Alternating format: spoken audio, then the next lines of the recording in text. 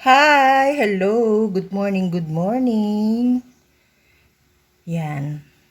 Sinabawang isda naman. Iba naman ang title ngayon, pesa.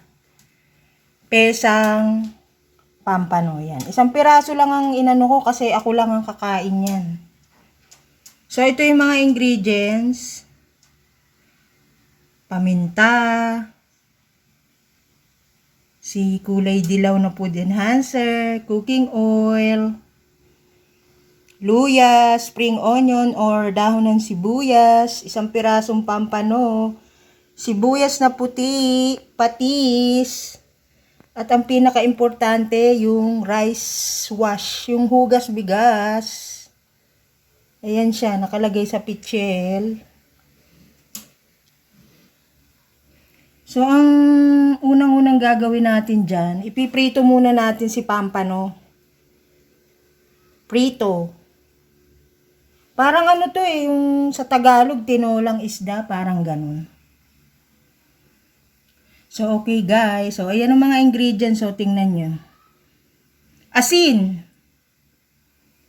Kasi, lalagyan nyo ng konting asin, konting paminta, yung isda. O kung kahit anong isda, basta white fish.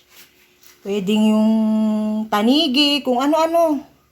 Ako pampano may isa pa akong pampano natitira, ayan Kasi yung ulo niyan, sinigang ko na. So ayan, white pepper, yung food seasoning na dilaw, hugas bigas, patis, isang pirasong pampano, luya, dahon ng sibuyas, at saka sibuyas na puti ang ginamit ko. Yung luya, hindi ako naghihiwa, laging pokpok, pitpit, kasi para lumabas yung katas ng luya pag ginigisa mo na. Okay. So, isasalang ko na yung yung kawali. Piprito muna natin yung pampano. Okay. So, ayan guys, nakasalang na yung magic kawali. Ito yung pampano. Piprito natin siya. Huwag na may masyadong malutong na malutong. Piprito natin siya both sides. Malayo na siya. Nagiging plastic man tuloy ako. Yan. Prito natin siya, no?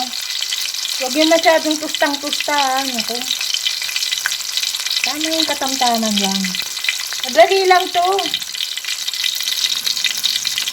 Pesang pampano, pero maganda. Pesang bangus. Parang tinola, ganun. So, pwede kayo maglagay ng repolyo. Yung papayang green. Yung papayang hilaw, pwede nyo lagyan ng papayang hilaw, repolyo, pechay. Akong ginamit ko lang pechay. Kasi napakamahal ng gulay ngayon, guys. Sobra. So, yan. Pipito nyo lang siya. Bahagya. So, dyan na rin ako magigisa sa pinagprituhan ng pampano. So, babawasan ko lang yung mantika niyan. Yan Tsaka ang sikreto dyan, ang gagamitin nyo yung hugas bigas. Ang kinukuha kong sabaw ng hugas bigas, yung ikatlong hugas. Yung pangatlo, kasi 3 beses akong naghuhugas ng bigas Okay? So, babalik ta rin natin siya.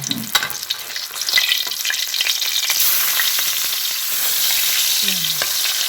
Ganyan lang ang pagprito. Yan.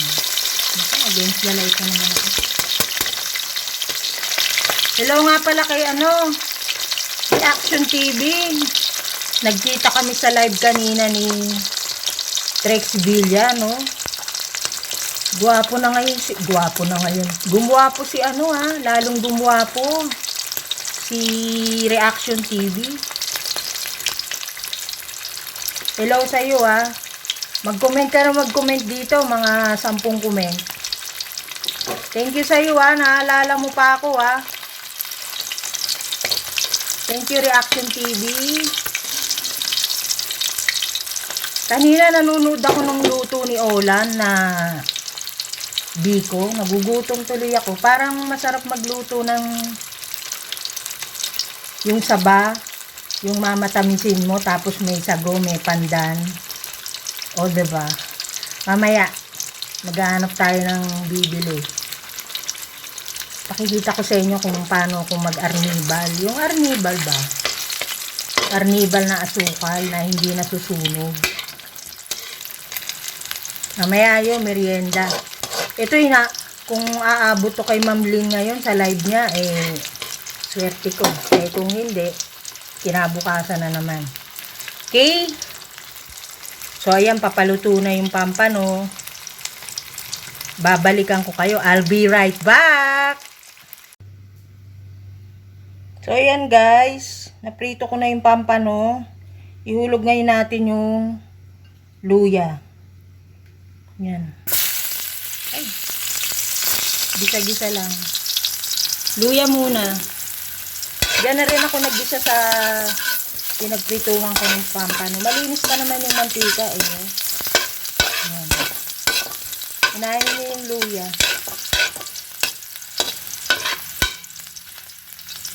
Ayan. Pagkatapos, ihulog niyo yung puting sibuyas. Yan, o. Okay.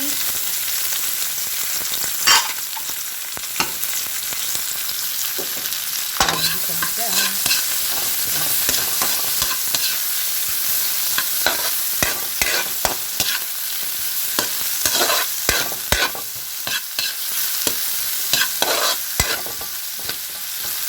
Bitayin nyo lang.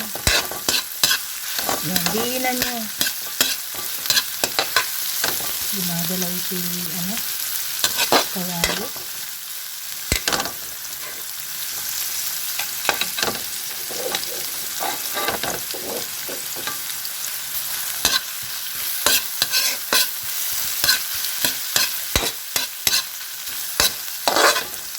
Yan. So, pag nagisa nyo na, yan, medyo lagyan nyo ng puwersa. Ganyan ako maggisa. Para lumabas yung katas ng luya at saka ng sibuyas na puti. So, yan. Pag nagisa nyo na ng maayos, maigi, ihulog nyo ngayon yung hugas bigas. Ito yun, oh.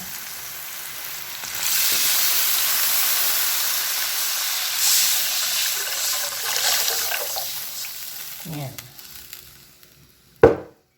Yan yung hugas bigas. So, antayin natin siyang kumulo. Mamaya natitimplahan niya na ng patis kasi antayin muna natin siyang kumulo. So, tatakpan ko siya, no? So, I'll be right back. Hello, Crew Jane Mix Vlog. Kamusta ka na?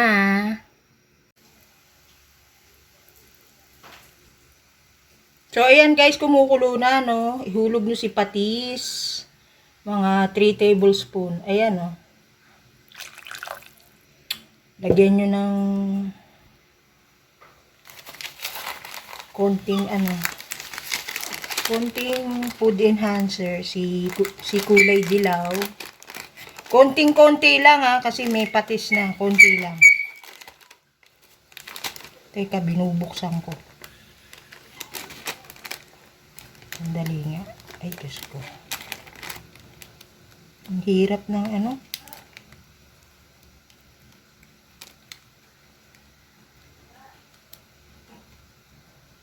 Yan. Binubuksan ko yung So, ayan. Lagyan nyo ng konti lang.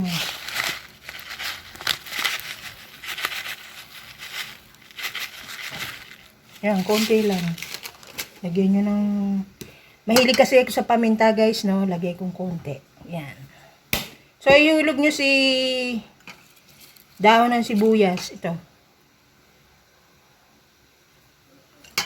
Hulog nyo dyan. Hulog nyo dyan. Hulog nyo si isda, si fish. Si pampano, yan. Yan, hulog-hulog na lang yan. Tapos, ihulog nyo ngayon si pechay. Ito yung pechay, oh. Yan. Isang truck na pechay. Alam mo naman, para na akong kuneho. Lagay nyo sa bawat gilid. Yan. Takpan na si isda. Mamaya ayusin ko yan. Nawala na yung isda, hindi na nakita sa screen. Natakpan na. Okay? Sandali lang. Wait. Ibabaw ko yung nag-iisang isda. Kasi inano ko lang yung pinakita ko lang sa inyo kung paano ako magpesa. So, pwede nyong lagyan ng yan, yung papayang hilaw, yung kulay green, repolyo, para piyesta ang gulay.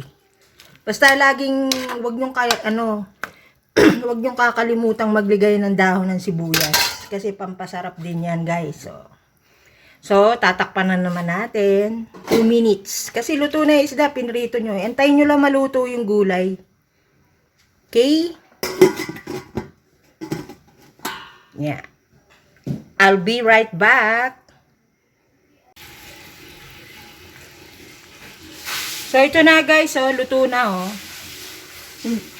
Huwag nyo i-overcook yung yung pechay kasi hindi maganda. So ito yung pesang pampano ko for today's video. So enjoy cooking.